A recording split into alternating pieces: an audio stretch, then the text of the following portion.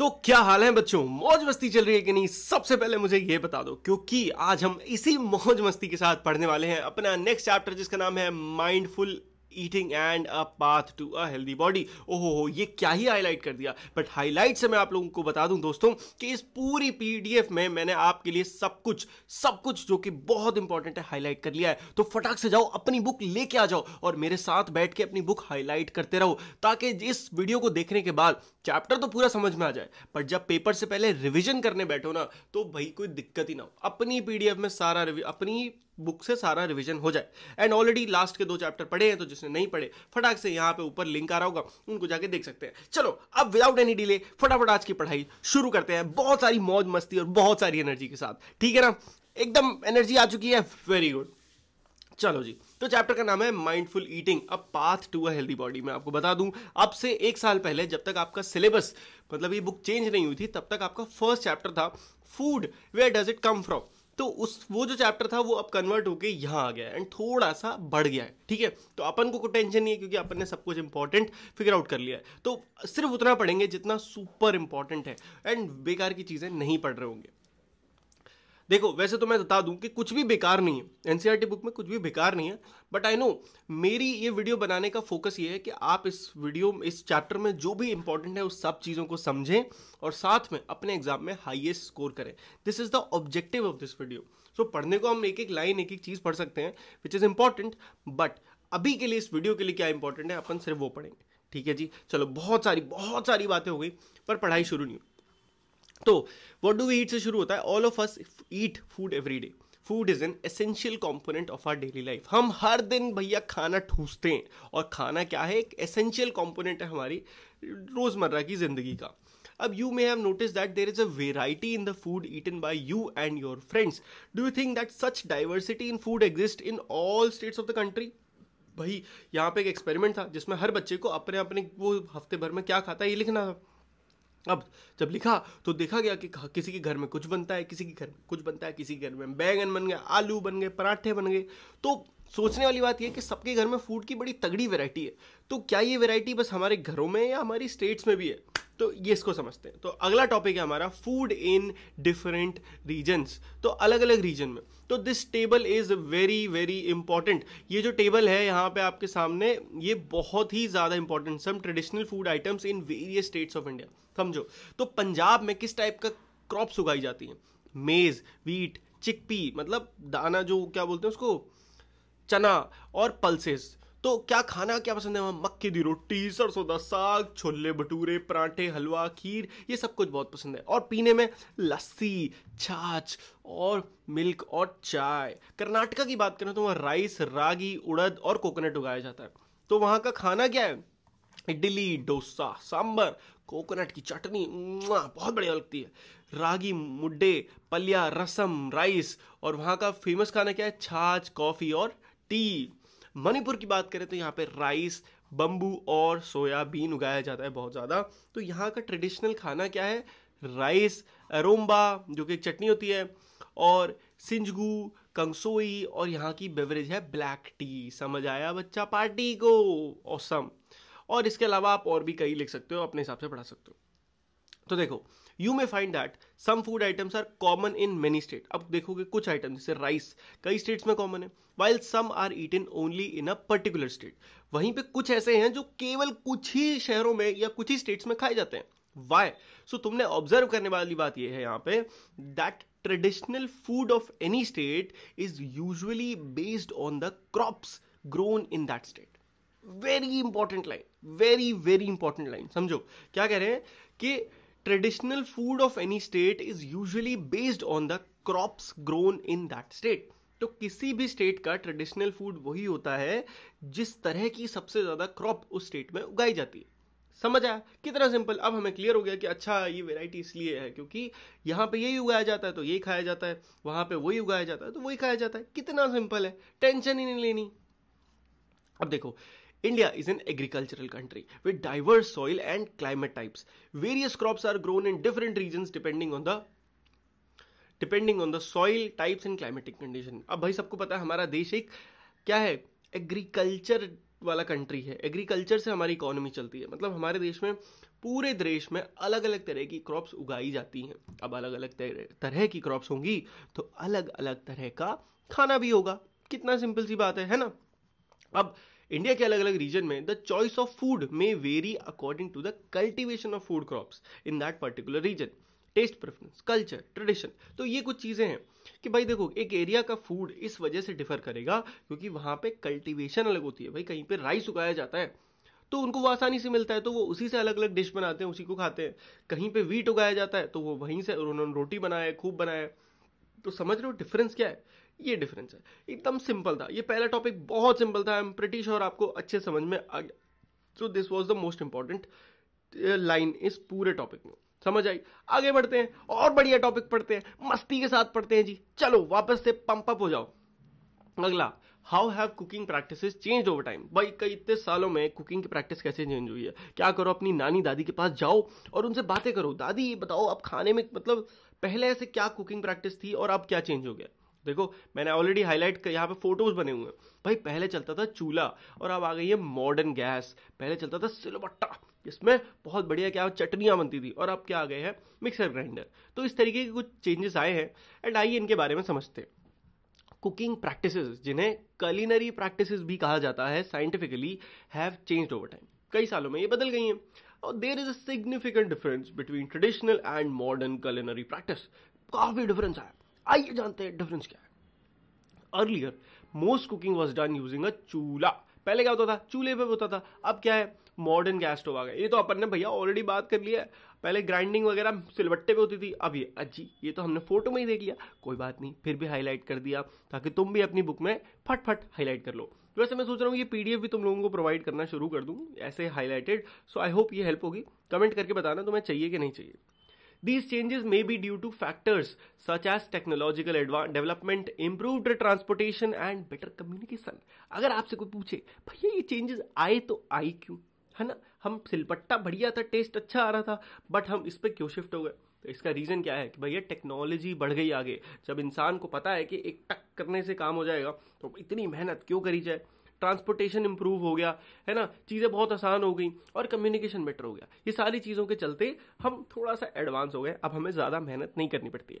Okay जी, अब बात करते हैं इंपॉर्टेंट टॉपिक की कि भैया कंपोनेंट ऑफ फूड क्या होते हैं, इस पे बात करते हैं।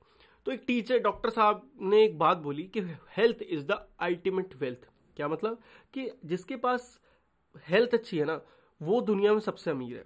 अब ये बात सुन के बच्चे गए चकरा, हैं जी ये क्या बात हुई, जिसके पास हेल्थ है उसको सबसे अमीर तो नहीं है, अमीर तो सबसे अंबानी जी है। देखो इस बात को समझते हैं कि क्यों ऐसा कहा जाता है। सो कभी ऐसा हुआ है तुमने कोई खाना वाना छोड़ दिया है, तो अगर खाना छोड़ा तो तुम्हें कैसा फील होता है। तुम्हें लगता है भैया बहुत भूख लग रही है, मैं मर ना जाऊं, ओए रब्बा। ऐसी ऐसी फीलिंग आती है ना कि बहुत भूख लग रही है, एनर्जी नहीं आती है और थोड़ी देर तक कुछ काम करने का मन नहीं करता। उसके अलावा कभी सोचा है कि जो रनिंग वनिंग करते हैं ये लोग ग्लूकोज क्यों पीते रहते हैं। ग्लूकोन डी, जीत की शक्ति, ऐसा कुछ था नहीं बट मैंने मन से बना दिया। तो ये ग्लूकोज वगैरह क्या है, ये ग्लूकोज जो है ये हमारी बॉडी को इंस्टेंट एनर्जी प्रोवाइड करता है। Why, because glucose is an example of a carbohydrate.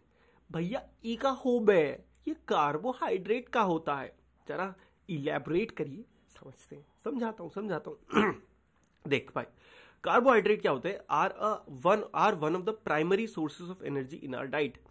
Cereals like wheat, rice, maize, vegetable, potato, sweet potato, fruits like banana, pineapple are some sources of carbohydrate. तो carbohydrate क्या है, carbohydrate एक type का nutrient है। What is it, it is a nutrient. तो किसी भी food के अंदर अगर हम कोई भी चीज खा रहे होते हैं, हम उस फूड के अंदर एक न्यूट्रिशन ढूंढते हैं कि न्यूट्रिशन क्या होता है, वो केमिकल जो हमारी बॉडी को हेल्प करेगा। सिंपल समझ आया। न्यूट्रिशन क्या है, एक ऐसा केमिकल जो हमारी बॉडी की हेल्प करेगा एकदम। अब कार्बोहाइड्रेट एक न्यूट्रिएंट है और ये वो न्यूट्रिएंट है जो हमारी बॉडी को एनर्जी प्रोवाइड करता है। दिन भर काम करना, हमारा हर्ट, और सिर्फ काम करने का मतलब ये नहीं है कि गधा मजदूरी कर रहे हैं, स्कूल जा रहे हैं, उसको नहीं कहते काम करना। समझो हमारा दिल चल रहा है, धक धक धक धक धक धक धक धक, हमारा बॉडी पंप कर रहा है पूरा ब्लड ऊपर से नीचे तक, हमारा दिमाग चल रहा है। इन सबको भी एनर्जी तो चाहिए चलने के लिए। ये एनर्जी मिलती है हमें कार्बोहाइड्रेट से। कार्बोहाइड्रेट। समझ आया? What is carbohydrate? Energy, energy carbohydrate, carbohydrate energy, energy carbohydrate. समझ आ गया? शाबाश। किन से मिलता है? देख लो, हमें गेहूं से मिलता है, राइस से मिलता है, मेज से मिलता है, वेजिटेबल से मिलता है, पोटैटो से मिलता है, पोटैटो से बहुत ज्यादा मिलता है, बनाना से बहुत ज्यादा मिलता है ना। इसीलिए आपने देखा होगा जब जिम में जाते हैं तो लोग क्या करते हैं, बनाना शेक बना के पीते हैं। क्यों? क्योंकि उससे एकदम बॉडी में एनर्जी बढ़ जाती है, कार्बोहाइड्रेट्स की क्वांटिटी बढ़ जाती है। कार्बोहाइड्रेट से आप मोटे भी होते हैं, ठीक है, ध्यान रखना। Next, do you know that common sugar is also a type of carbohydrate? जो हम चीनी डाल के खाते हैं वो भी एक कार्बोहाइड्रेट है। अब आगे बात करते हैं। ये तो हो गया एक कार्बोहाइड्रेट। अगला तो देखो, ghee, various kind of oil are grouped under the kind of food component which is called fat. अब अगली चीज आती है फैट। ये भी एक टाइप का न्यूट्रिएंट है, बट गुड और बैड अभी समझेंगे। घी हो गया, अलग अलग टाइप के तेल हो गए, ये सब क्या है? ये क्या किस कैटेगरी में आएंगे? ये आते हैं फैट्स में। तो हमारी बॉडी को, जैसे हमारी बॉडी को कार्बोहाइड्रेट्स चाहिए, वैसे ही हमारी बॉडी को फैट्स भी चाहिए। गुड फैट और बैड फैट एक अलग चीज है। अगर आप तेल गंदा खाते हो, ज्यादा तेल खाते हो, तो दैट इज बैड फैट। घी खाते हो थोड़ा सा खाने में, तो दैट इज गुड फैट, कि आपकी बॉडी को कुछ लेवल पे फैट चाहिए, है ना। अब सोर्स ऑफ फैट क्या हो सकते हैं? प्लांट्स हो सकते हैं, एनिमल्स हो सकते हैं, जैसे कि nuts, groundnut, walnut, coconut, almond, ये सब, पंपकिन सीड, सनफ्लावर सीड, ये सब गुड सोर्स ऑफ फैट है ना। अब fat is a source of stored energy. What is fat? एक लाइन में आंसर सुनो, fat is a source of stored energy. हमारी बॉडी में अब एनर्जी आप खा रहे हो, कितनी एनर्जी एक बार में खा लोगे? तो उस एनर्जी को स्टोर करने के लिए हमने फैट बनाया। कि आप देखो, जो आदमी ज्यादा खाते हैं ना, उनका पेट मोटा हो जाता है। क्यों? क्योंकि उनके फैट इकट्ठा हो जाता है, और फैट क्या? एनर्जी है, पर वो इतना इकट्ठा कर लेते हैं कि फिर वो यूटिलाइज ही नहीं हो पाता, वो फैट ही बना रह जाता है। तो अब यहाँ पे एक भाई कह रहे हैं, देखो अब हम, मुझसे बच्चों ने कमेंट करा है कि भैया आप ये जो साइड की चीजें इनको मिस कर देते हो। अब नहीं मिस करेंगे, अब सब पढ़ेंगे, ठीक है। तो हाँ भाई, ये कह रहा है कि हाँ, मेरी जो दादी थी ना, वो भी मुझसे कहती थी कि लड्डू खाओ बेटा, उसमें घी और नट्स होते हैं जो कि तुम्हें गर्म रखेंगे। अब समझ में आया क्यों रखेंगे? क्योंकि घी में होते हैं गुड फैट, और नट्स क्या होता है? नट्स में होते हैं गुड फैट्स, तो ये आपको एकदम वार्म रखेंगे। अगली बात करते हैं। देखो कार्बोहाइड्रेट्स और फैट्स, ये दोनों क्या हैं? ये हमें एनर्जी प्रोवाइड करते हैं, ताकि हम शरीर की अलग अलग प्रकार की एक्टिविटीज को परफॉर्म कर पाए। देयरफॉर इन्हें कहा जाता है एनर्जी गिविंग फूड। किन्हें कहा जाता है? Energy giving food. हाँ जी, इनको जरा हाईलाइट कर लिया जाए, एनर्जी गिविंग फूड। वो तो दिख ही नहीं रहा था कलर, तो मैंने कहा चलो अलग से कर देते हैं, थोड़ा अच्छा लगेगा, ठीक है। चलो, आइडेंटिफाई मोर फूड। अरे ये तो पढ़ना ही नहीं है। हाँ जी, अब देखो पोलर बेयर के बारे में समझ लो। पोलर बेयर भाई साहब क्या करते हैं? ये बहुत सारा फैट अपनी स्किन के अंदर स्टोर कर लेते हैं, मतलब खाल के अंदर, तभी ये मोटे मोटे से होते हैं। और ये जो फैट है, ये इनको एनर्जी देता है। कब? जब ये 6-6 महीने के लिए हाइबरनेशन में सोने चले जाते हैं। तो ना सोने चले जाते हैं, 6 महीने खाना कहाँ से आएगा? क्यों? क्योंकि इनकी बॉडी में बहुत सारा फैट स्टोर्ड है, तो वो फैट एनर्जी कन्वर्ट होता रहता है, और ये आराम से मस्ती से टुक टुक टुक सोते रहते हैं। अगला आता है दोस्तों हमारे मैदान में प्रोटीन। तो न्यूट्रिएंट्स के बाद चलिए। सबसे पहले पढ़ा कार्बोहाइड्रेट, दूसरा पढ़ा फैट्स, ये दोनों थे एनर्जी गिविंग। तीसरा आता है प्रोटीन, और ये है विराट कोहली ऑफ न्यूट्रिएंट्स। क्यों? समझिए। Protein are also an important part of our food. Milk product and pulses are good source of protein. तो मिल्क के प्रोडक्ट्स होते हैं और दालें, ये very good source of protein है। अब sports person need protein in larger quantities to build their muscles, क्योंकि ये हेल्प करता है हमारी बॉडी के मसल्स बनाने में। दोस्तों मसल्स, तो अगर आपको बनानी है शानदार बॉडी, या खेलना है बढ़िया क्रिकेट या फुटबॉल या बढ़िया स्पोर्ट्स, तो आपको अपनी बॉडी में प्रोटीन लेना पड़ेगा। अब ये प्रोटीन करता क्या है, आइए इसको और समझते हैं बेहतर तरीके से। कुछ प्लांट और एनिमल सोर्सेज समझ लेते हैं। जैसे प्लांट्स में आप बात करो तो पल्सेस, बीन्स, पीज, पीनट्स, और इसके अलावा अगर एनिमल में बात करो तो milk, paneer, egg, fish, meat, इन सबसे बहुत प्रोटीन मिलता है। अब यहां से समझो, protein rich food helps in, अरे बहुत नीचे हो गया क्या? Protein rich food helps in growth and repair of our body. These are therefore called body building food. इनको क्या कहा जाता है? बॉडी बिल्डिंग फूड कहा जाता है, क्योंकि ये हमारी बॉडी को ग्रोथ और रिपेयर में हेल्प करता है। जितने आप प्रोटीन लोगे उतनी आपके मसल्स बनेंगे, जितने आप प्रोटीन लोगे उतना ज्यादा आपकी बॉडी रीबिल्ड होगी। रीबिल्ड मतलब क्या भैया, हम नए बन जाएंगे? नहीं, ऐसा होता है जब भी आप एक्सरसाइज करते हो तक तक तक तक तक तक तक, तो आप क्या करते हो? अपनी बॉडी में मसल्स को टेयर करते हो, है ना। मसल्स, जब आप एक्सरसाइज करते हो ऐसे ऐसे करके डंबल उठाते हो, तो क्या होता है, आपके चेस्ट के, बाइसेप के मसल्स टीयर होते हैं, बहुत मतलब इनविजिबल, तुम्हें नहीं दिखेंगे, अंदर अंदर होता है वो। और वो जो मसल्स टीयर हुए हैं उनको रिप्लेनिश करने के लिए, रीबिल्ड करने के लिए और पहले से बेहतर रीबिल्ड करने के लिए हम प्रोटीन लेते हैं। तो पूरा जिम का प्रोसेस अगर साइंटिफिकली देखा जाए, तुम लोगों को समझा रहा हूं क्योंकि मुझे भरोसा है तुम लोग समझोगे। बंदा क्यों जाता है जिम? जाता है बंदा बॉडी बनाने के लिए। बट साइंटिफिकली कैसे हो रहा होता है? साइंटिफिकली वो जिम जाता है, डेली अपने करंट मसल्स को तोड़ता है, स्ट्रेच करता है, टीयर करता है। क्यों? ताकि वो फिर से बने, और उनको फिर से बेहतर बनाने के लिए वो प्रोटीन खाता है घर जाके। एंड इससे क्या होता है कि मान लो मेरा बाइसेप अभी इतना बड़ा है और मैं रोज एक्सरसाइज करूँ तो ये डेली स्ट्रेच होगा, है ना, ऐसे ऐसे खिंचेगा और मसल्स टूटेंगे। फिर मैं प्रोटीन लूंगा तो पिछली बार से इतना बड़ा हो जाएगा। समझे बबुआ? शाबाश, भरोसा तो है। अब देखो, प्लांट और एनिमल कुछ सोर्स हैं, देख लेना इंपॉर्टेंट है। अब देखो, have you ever seen mushroom? Mushroom जो है वो एकदम डार्क और मॉइस्ट एरिया में होते हैं, और एडिबल मशरूम बढ़िया सोर्स ऑफ प्रोटीन माना जाता है, बहुत बढ़िया, शानदार। अब यहाँ पे दो केस हैं भाई। देखो, ऐसा क्यों आपसे लगभग कहा जाता है कि वेजिटेबल्स और फ्रूट्स को अपनी आप डाइट में जरूर रखो? आइए समझते हैं इसके लिए दो केसेस। तो आज से बहुत बहुत साल पहले जब ये सेलर लोग बड़े बड़े ऐसे जहाजों में घूमा करते थे सालों के लिए, तो लगभग लोगों को एक बीमारी हो जाती थी, ब्लीडिंग एंड स्वॉलन गम। उनके जो मसूड़े ना, ये मसूड़े ये फूल जाते थे, है ना, स्वेलो हो जाते थे, और इसमें से खून भी निकलता था। अब एक व्यक्ति था, स्कॉटिश व्यक्ति, फिजिशियन था, James Lind. Physician is a doctor. उन्होंने ये पता लगाया कि वो सेलर्स जो कि लेमन और ऑरेंजेस खा रहे हैं उनको तो ये ठीक हो जा रहा है, बाकी नहीं हो रहा। तो इससे पता चला कि इस बीमारी का नाम रखा गया स्कर्वी। क्या बीमारी थी? स्कर्वी। अब स्कर्वी बीमारी क्यों होती है आयु समझते हैं। स्कर्वी बीमारी होती है due to deficiency of vitamin C. मतलब जब शरीर में विटामिन सी, अब भैया ये विटामिन होता क्या है, विटामिन का होवे, ये तो बताया नहीं, सीधे ये बता दिया, हम अभी बताएंगे। तो विटामिन भी एक न्यूट्रिएंट है हमारी बॉडी में, जैसे कार्बोहाइड्रेट था, जैसे बाकी सारे थे। अगर विटामिन सी कम हो जाए बॉडी में तो हमें हो जाती है स्कर्वी बीमारी। अब विटामिन सी जो कि होता है किन में, लेमन्स और ऑरेंजेस में वो हेल्प करता है इस बीमारी को क्योर करने के लिए। कितना सिंपल है। तो अब समझ में आ रहा है। एक और एक केस समझते हैं, फिर हम कंक्लूजन पे जाएंगे। अब ऐसे 1960s में इंडियन साइंटिस्ट को ये पता लगा कि हमारी जो पॉपुलेशन हिमालयन रीजन में रहती है उनको एक सिम्टम हो रहे हैं कि उनका ये जो गले का आगे वाला हिस्सा है ना, ये स्वेलो हो जा रहा है। इसको कहते हैं गॉइटर, है ना, GOITRE, गॉइटर। एंड ये क्यों हो रहा है? ये हो रहा है कि भाई बॉडी में आयोडीन की कमी से ये हो जा रहा है। और ये जो आयोडीन की कमी पूरी कौन कर रहा है? गवर्नमेंट ने एक इनिशिएटिव लिया कि सबको आयोडाइज्ड सॉल्ट हम देंगे। आयोडाइज्ड सॉल्ट मतलब जो नॉर्मल सॉल्ट होता है ना, उसमें आयोडीन मिला देंगे, जिससे बंदे को आयोडीन की जो कमी है वो खत्म हो जाएगी और सब ठीक हो गए। So this was another case. So iodized salt is simply common salt mixed with required quantities of salts of iodine.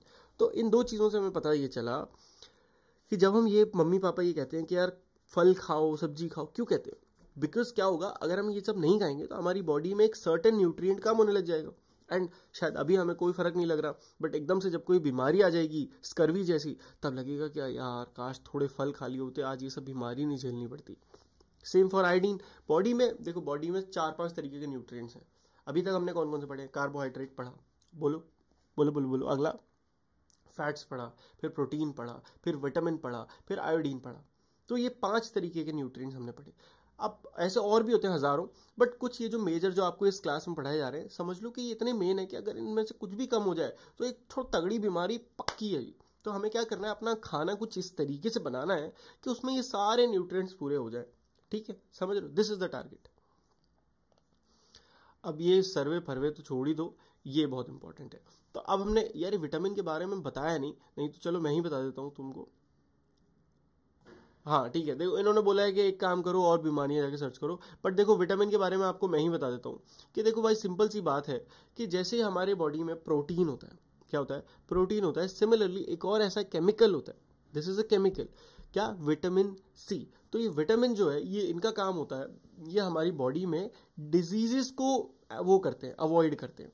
सो हमारी बॉडी में प्रोटेक्शन का जो काम करता है वो विटामिन करते हैं। समझ आ गया? Very good. चलो आगे बढ़ते हैं जी। तो ये यहाँ पे एक बहुत इंपॉर्टेंट टेबल बनी हुई है जिससे आपको बहुत क्लियरली समझ में आ जाएगा कि विटामिन का क्या रोल होता है, उनका फंक्शन क्या है। तो देखो, जो अपना विटामिन ए है ये कहाँ यूज होता है कि भाई ये हमारी आंखों को एकदम हेल्दी रखता है। इसके लिए आप क्या खा सकते हो, पपाया, कैरेट, मैंगो, मिल्क। और इससे डिजीज क्या होती है कि भैया विजन लॉस हो जाएगा, अगर विटामिन ए कम हुआ तो आंखें गई। अब विटामिन एक B1 होता है, B1 से क्या सबसे पहले बीमारी कौन सी होती है, बेरी बेरी। इसके सिम्टम्स क्या है कि स्वेलिंग या टिंगलिंग और बर्निंग सेंसेशन इन फीट, पैर तुम्हारे एकदम गड़बड़ा जाएंगे, उसमें बहुत दिक्कत हो जाएगी। एंड इसके लिए आप क्या खा सकते हो, नट्स खा सकते हो, होल ग्रेन खा सकते हो, सीड, मिल्क प्रोडक्ट बहुत खाओ, दबा दब खाओ, बढ़िया। Same for vitamin C. Vitamin C क्या करता है, विटामिन सी की बीमारी होती है, अभी हमने पढ़ा, स्कर्वी, ब्लीडिंग गम्स हो जाते हैं, या फिर आपकी चोट बहुत सालों तक ठीक ही नहीं होती है। तो इसके लिए ये इसका काम क्या है, helps body to fight diseases. देखो हर विटामिन का अपना एक फंक्शन है।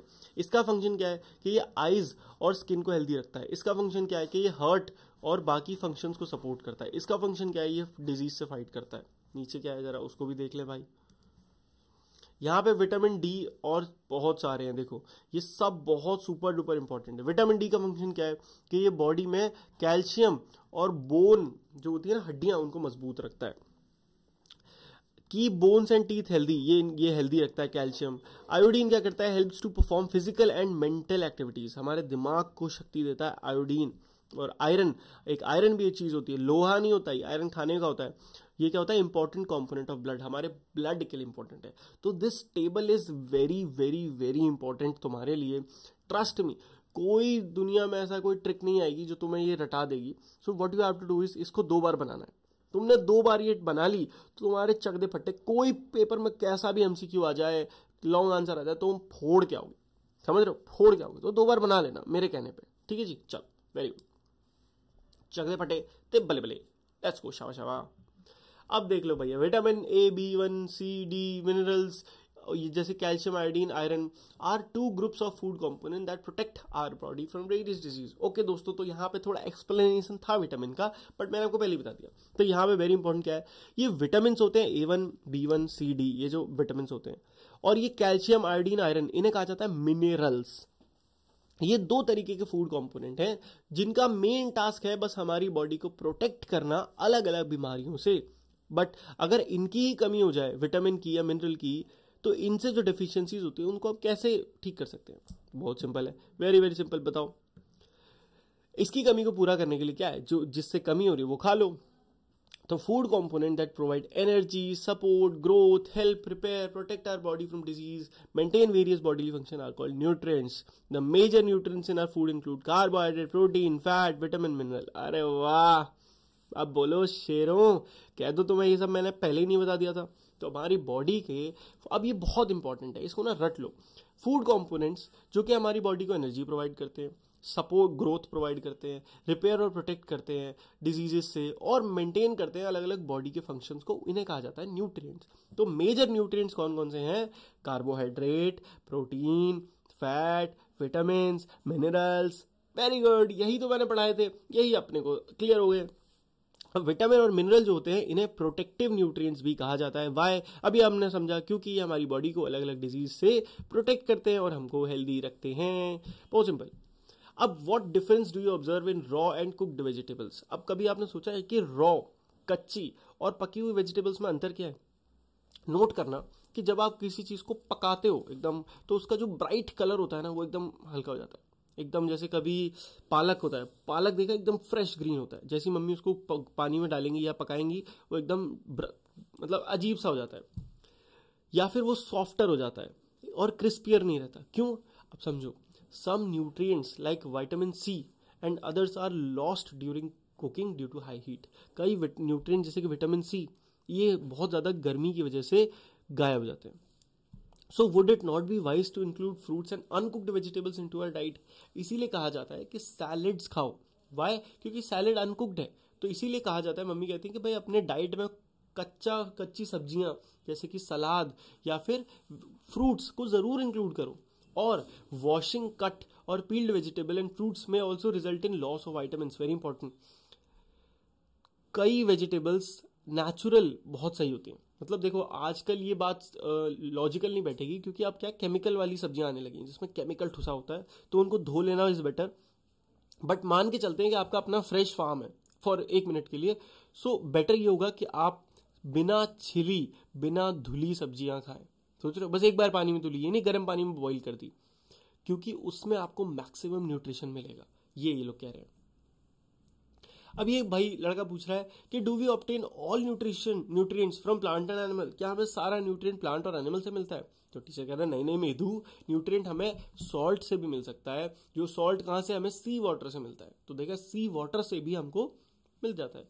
उसके अलावा विटामिन डी जो है वो हमें पता है कहाँ से मिलता है?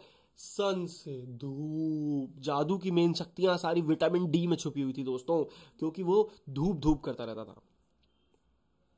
अब in addition to essential nutrients our body needs dietary fibres and water.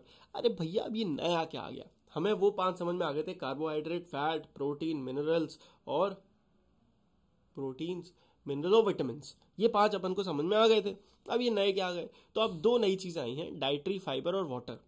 अब डाइटरी फाइबर जिसको रफेज भी कहा जाता है, क्या कहा जाता है? रफेज भी कहा जाता है। Do not provide any nutrient. है जी, क्या ये डाइटरी फाइबर हमें कोई न्यूट्रिएंट प्रोवाइड नहीं करते? तो हम क्यों खाते हैं? समझो। However they are an essential component of our food. They help our body get rid of undigested food and ensure smooth passage of stools. Stools is potty. तो होता क्या है, ये जो रफेज जिन्हें डाइटरी फाइबर्स भी कहा जाता है, अगर इनको हम अपनी डाइट में करें तो हमारी बॉडी में जो स्टूल पास होता है, जो पॉटी आती है ना, वो एकदम ठीक आएगी, है ना, वो एकदम हेल्दी रहेंगे हम उस चीज से। Roughage in are food is provided mainly by suitable plant product. जैसे कि हरी सब्जियां हम साथ में खाते हैं, वो किसका काम करती हैं? रफेज का। कुछ दाल ये रफेज का काम करती हैं। तो समझ आ गया। अब रफेज तो अपन को समझ में आ गया, सिंपल है। इसको डाइटरी फाइबर भी कहा जाता है। ये क्या, अनडाइजेस्टेड फूड को डाइजेस्ट कराने में हमारी हेल्प करता है। अगला आता है वाटर। वाटर एक एसेंशियल पार्ट ऑफ डाइट है, वेरी इंपॉर्टेंट। ये हेल्प करता है हमारे न्यूट्रिएंट्स को एब्जॉर्व करने में। उसके अलावा वाटर, जो बॉडी में हमारे 70% पानी है, उसमें से जो वेस्ट पानी है उसको निकालने का काम भी वाटर का ही है। कैसे? यूरिन के थ्रू, सुसु जाते हैं ना, पानी निकल जाता है, पसीना आता है तो पानी निकल जाता है। सो ये सारी चीजों से हमारी बॉडी हेल्दी रखती है अपने आप को। अब इनका नाम ध्यान रखो भैया, कोलुथुर गोपालन। 1918 से 2019 तक इन्होंने बहुत काम किया। इतनी एज रही, अभी 2019 में एक्सपायर हुए। इन्होंने बहुत बड़ा सर्वे करा एंड फाइनली आपने जो मिड डे मील का नाम सुना है ना, कि मतलब जो हमारे गवर्नमेंट स्कूल्स है वहां पे खाना दिया जाता है बच्चों को दोपहर में, वो इन्हीं की देन है। उन्होंने इन्हें नहीं पूरी इंडिया को बताया कि देखो भैया बच्चों कुपोषित है, बच्चों को खाने की नीड है, तो उसको स्कूल में दो। तो मिड डे मील प्रोग्राम 2002 में शुरू किया था, जिसको अब पीएम पोषण के नाम से चेंज कर दिया जाए। ठीक है, अगला सवाल। अब this is very important and यहीं से आपके बहुत सारे क्वेश्चन बन रहे होंगे, तो बस फटाफट सुनते जाना कि भाई अब हम क्या करेंगे। न्यूट्रिएंट्स होते हैं, अलग अलग न्यूट्रिएंट्स को हम टेस्ट करेंगे। हम क्या करेंगे? टेस्ट करेंगे कि भाई क्या हमारे खाने में या किसी खाने में ये प्रोडक्ट है या नहीं है। इसको कैसे पता लगाते हैं, इसको समझेंगे। तो चलो जैसे कि स्टार्च क्या होता है? कार्बोहाइड्रेट का टाइप है। बोलोगे भैया कार्बोहाइड्रेट का भी टाइप? देखो कार्बोहाइड्रेट सिर्फ क्या एक टाइप का न्यूट्रिएंट है, वो आपको कई चीजों से मिल सकता है। आलू में भी मिल सकता है, किसी भी चीज में मिल सकता है ना। तो ऐसे ही एक चीज होती है स्टार्च, ये भी केमिकल है। Fat and protein can be detected. देखो कार्बोहाइड्रेट, प्रोटीन और क्या फैट, ये तो बहुत सिंपल टेस्ट से डिटेक्ट कर सकते हो। अभी हम आपको करके दिखाएंगे, मतलब करके नहीं दिखाएंगे बट समझाएंगे। वहीं पे इसके अलावा कुछ ऐसे भी हैं जिनको डिटेक्ट करने के लिए आपको बहुत तगड़ी एकदम फैक्ट्री लैबोरेटरी चाहिए, तो उनको अभी हम छोड़ देंगे। सबसे पहले बात करते हैं स्टार्च की। स्टार्च का टेस्ट बहुत सिंपल है। आलू जो तुम्हें लेना है, जिसमें कार्बोहाइड्रेट तुम्हें लगता है वो लो, उसको छोटे छोटे पीस में काटो एंड बस उस पर थोड़ा सा 2-3 ड्रॉप क्या डालो, आयोडीन डाल दो, डाइल्यूटेड आयोडीन सोल्यूशन डालो। अब इससे होगा क्या? इससे क्या होगा कि अगर उस चीज का कलर क्या हो जाए, ब्लू ब्लैक हो जाए, क्या हो जाए, ब्लू ब्लैक कन्वर्ट हो जाए, मतलब एकदम काला नीला सा, तो मत समझ लेना कि इसके अंदर स्टार्च प्रेजेंस है। So a blue black colour indicate the presence of starch. कितना सिंपल था, हो गया। अब बात करते हैं फैट्स की। अगर फैट्स को टेस्ट करना है तो सबसे पहले क्या लो, कोई भी ऐसा खाना ले लो जिसमें स्टार्च है, क्योंकि फूड, फैट और कार्बोहाइड्रेट दोनों एक ही जैसे हैं। तो अब आपने मान लो वही चीज ले ली जिसमें स्टार्च है, अब उसको अलग अलग पीस पे रख लो। अब अलग अलग पीस पे रखने के बाद उसको एक पेपर में रैप कर लो, है ना।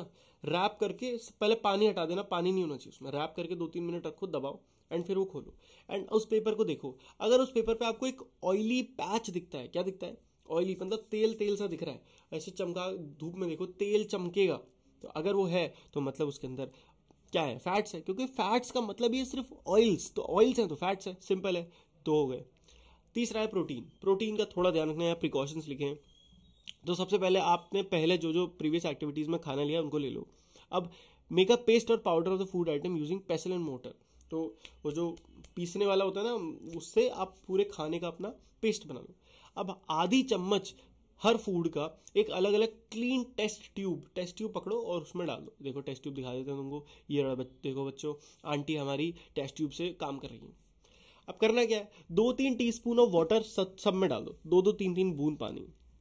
अब आपको डालना है इनमें कॉपर सल्फेट सॉल्यूशन, सब में ड्रॉपर से। ये देखो आंटी डाल रही है, नीले कलर का होता है copper sulphate. Now take another dropper and add 10 drops of caustic soda. तो अब इसमें डालना है कॉस्टिक सोडा ईच ट्यूब में। अब इसको बढ़िया तरीके से शेक कर लो और कुछ मिनट के लिए छोड़ दो। अब अगर जिस भी टेस्ट ट्यूब में कलर वायलेट हो जाए, इससे पता चल जाएगा कि भैया हाँ इसमें प्रोटीन जो था वो था, समझ आ गया। तो इस तरीके से प्रोटीन का टेस्ट होता है। ये एक एक टेस्ट इंपॉर्टेंट है, एक एक टेस्ट का पेपर में क्वेश्चन आ सकता है कि how do you test protein, how do you test starch, how do you test carbohydrate, है कि नहीं, समझ आ गया। चलो next, balanced diet, very important. Requirement of the type and amount of nutrient in a diet may vary according to age, gender, physical activity, health status, lifestyle, so on. हर व्यक्ति के nutrients को, हर व्यक्ति की बॉडी को कितने nutrients की जरूरत है, ये बदलता है बेस्ड ऑन उसकी एज क्या है, उसका जेंडर क्या है, वो कितना एक्टिविटी करता है, वो खेलता है। क्योंकि देखो एक बहुत बड़ा बॉडी बिल्डर है, उसकी जो डाइट है वो एक छोटे बच्चे की डाइट थोड़ी हो सकती है ना। तो हर बंदे की डाइट अलग होती है। सो समझो एक ऐसी diet that has all essential nutrients, roughage, water in the right amount for proper growth and development of the body is known as balanced diet. जितना हाईलाइट करा है हाईलाइट कर लो, अंडरलाइन कर लो, जो कर लो, क्योंकि इससे क्वेश्चन 100% आना ही आना है। What is balance diet? क्या होता है? एक ऐसी डाइट जिसमें सारे न्यूट्रिएंट्स हो, रफेज हो, वाटर हो और सही मात्रा में हो, राइट अमाउंट में हो, जिससे प्रॉपर ग्रोथ हो पाए और बॉडी की डेवलपमेंट हो पाए, सॉरी, उसको ही कहते हैं बैलेंस डाइट। कितना सिंपल है, हो गया। अब आगे बात करते हैं कुछ कंपैरिजन कि भाई एक तरफ पटाटो वेफर्स है और रोस्टेड चना है। पहले इनके बारे में थोड़ा देखते हैं। ये जो पटाटो वेफर्स हैं जिनको चिप्स कहा जाता है, ये इनमें एनर्जी है कितनी? 536 किलो कैलोरी। किलो कैलोरी को कैलोरी ही पढ़ते हैं, तो 536 किलो कैलोरीज हैं और इसमें 355 सेम दो, ये भी 100 ग्राम्स है इसका वेट और इसका वेट भी 100 ग्राम्स है, ये ध्यान रखें।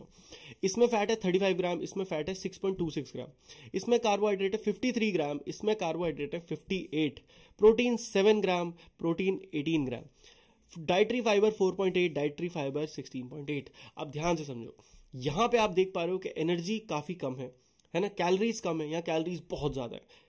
ये सोचना मत कि ये वो जो एनर्जी है ये आपकी बॉडी को तंदुरुस्ती, ये वो एनर्जी नहीं है, दिस इज कैलोरीज। अब फैट्स इसमें 6 है, इसमें 35 ग्राम फैट्स हैं, इसमें 53 कार्बोहाइड्रेट इसमें ज्यादा है, प्रोटीन इसमें ज्यादा है, लगभग 2 गुना से भी ज्यादा है, और यहाँ पे डाइटरी फाइबर भी ज्यादा है। तो अब आप देखोगे some food have high calorie due to high sugar and fat का कंटेंट बहुत ज्यादा होता है, जैसे इसमें। Moreover, they contain very low amount of protein, mineral, vitamin, dietary fiber. और उसमें क्या होता है? विटामिन, मिनरल, डाइटरी फाइबर बहुत कम होता है, सिर्फ फैट ज्यादा होता है। इन फूड्स को हम कहते हैं जंक फूड्स। क्या बोलते हैं? Junk foods. एंड समझ गए ना। हम बहुत ज्यादा जंक फूड खाते हैं। ये फूड क्या हो सकते हैं? पोटैटो चिप्स हो सकते हैं, चॉकलेट हो सकती है, कार्बोनेटेड ड्रिंक्स हो सकती है, ये देखो स्प्राइट की बॉटल। और इस टाइप के फूड को रेगुलरली कंज्यूम करना हमारी बॉडी के लिए हेल्दी नहीं होता है, एंड आदमी बहुत ज़्यादा मोटा भैंसा हो सकता है और उसको कई सारी बीमारियां हो सकती हैं। तो चलो आज से कोशिश करेंगे थोड़ी थोड़ी हम लोग मोमोज कम खाएं, स्प्रिंग रोल कम खाएं, चाउमीन कम खाएं, थोड़ा सा कम खाएंगे। ओके चलो, वेरी गुड, आगे बढ़ते हैं। एक इंपॉर्टेंट चीज ये देख लो कि जो पैकेज्ड फूड होता है ना, उसके ऊपर must have information about the nutrient on their cover. कुछ भी चीज जो आप पैकेट में खाते हो, FSSAI ये गवर्नमेंट की ऑर्गेनाइजेशन है जो कि क्या कहती है, देखो food safety and standard authority of India, इसका रूल है कि कुछ भी पैकेट फूड के पीछे आपको ये बताना पड़ेगा कि उसमें एग्जैक्ट न्यूट्रिएंट्स क्या है, इसमें कितने ग्राम क्या है, तभी बंदा उसको आप दुनिया में बेच सकते हो। अगर नहीं बताया तुम बेच ही नहीं सकते, ये रूल है। तो आप हर चीज के पीछे पढ़ सकते हो। जैसे यहाँ पे एक नमकीन का पैकेट रखा है, इसके पीछे आप देखो तो, अरे यार ये दिख ही नहीं रहा, अगर देख पा रहे हो तो इस पर सारी टेबल बनी हुई है। इस टेबल में लिखा है कि इसमें कितने ग्राम क्या है, समझ गए। चलो आगे बढ़ते हैं। अब बात करते हैं एक और चीज की जिसे कहते हैं मिलेट्स, जो कि न्यूट्रिशन रिच सीरियल्स होते हैं।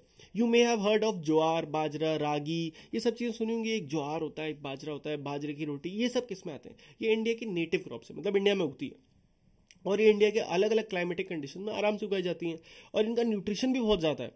इन्हें कहा जाता है मिलेट्स। ये भी एक टाइप ऑफ फूड कैटेगरी है, नई आई है मिलेट्स। तो what is millets? Millets are small sized grains and have been an integral part of the Indian diet for centuries. ये क्या है? एक इंटीग्रल पार्ट रहे हैं हमारे इंडियन खाने का। इनमें क्या, इनको they have regained popularity due to their numerous health benefits. और ये आजकल ज़्यादा पॉपुलर हो गए हैं क्योंकि इनके हेल्थ बेनिफिट्स बहुत ज़्यादा हैं। ये प्रोटीन का बहुत अच्छा सोर्स है, मिनरल्स का बहुत अच्छा सोर्स है, जैसे कि आयरन और कैल्शियम बहुत, और डाइटरी फाइबर्स के भी बहुत अच्छे सोर्स हैं। इसीलिए इनको न्यूट्री सीरियल्स भी कहा जाता है। न्यूट्री सीरियल्स मतलब जिसमें फुल ऑफ न्यूट्रिशन है, ऐसे वाले सीरियल्स जो हम खाते हैं।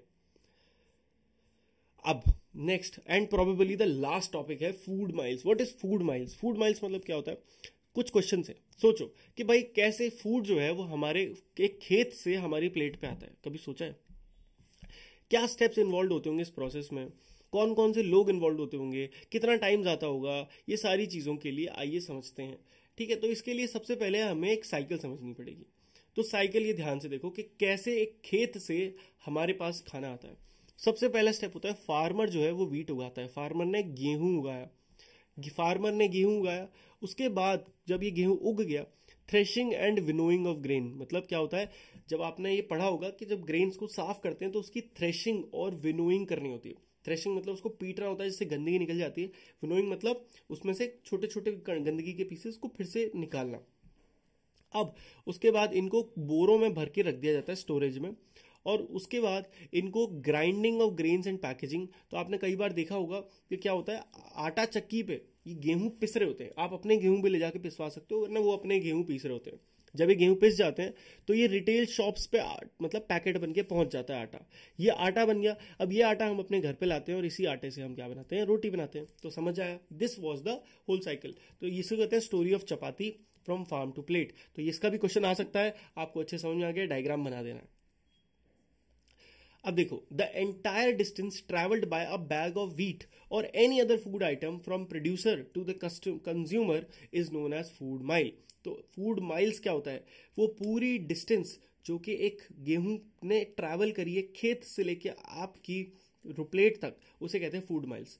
अब ये हमारी रिस्पॉन्सिबिलिटी बनती है कि हम फूड माइल्स को कम करें। मतलब क्या भैया, समझो, फूड माइल मतलब कि खाना एक जगह से पकाया, वो क्या बोलते हैं, उगाया गया, दूसरी जगह पकाया गया, इसका डिस्टेंस हमें कम से कम करना है। Reducing food mile is important because ये कट करेगा, ये हेल्प करेगा कॉस्ट कट डाउन करने में, पॉल्यूशन जो खाने में आ जाता है ट्रांसपोर्ट के टाइम पे, और लोकल फार्मर्स की भी ये हेल्प करेगा।